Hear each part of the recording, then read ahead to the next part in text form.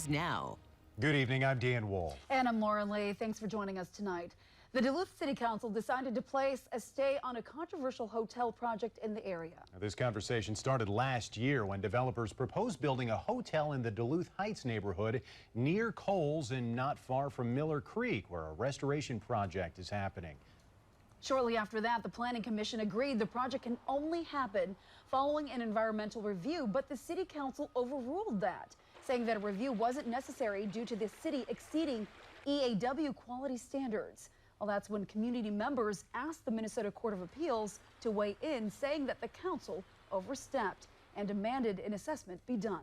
Tonight, City Council says they are placing a stay hinging the final decision on a response from the appellate court. Yeah, in the meantime, residents and developers voiced their concerns during a public hearing tonight, including how the delay could cost millions of dollars. And Northern News Now's Cara Kopp has our report.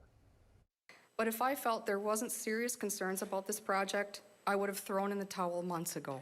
That was Rebecca Mullenberg speaking on behalf of many Duluth Heights residents in the city chambers Monday. We're asking you not to allow the destruction of 6 acres of a valuable natural ecosystem in an area containing wetlands next to Miller Creek before a decision is made by the court. What she's asking for is called a stay, which stops all work on the land until a final decision by the Court of Appeals is made. The reason for this request? To protect any impacts on the wetlands and Miller Creek. However, a spokesperson for the developer, Kinseth Hospitality, asked city leaders not to enforce a stay, saying it would cause financial injury. I mean, if you look at the holding costs of the property, of the money that's invested in the project already, the cost of rebidding it, the exposure to price increases at the end of another season.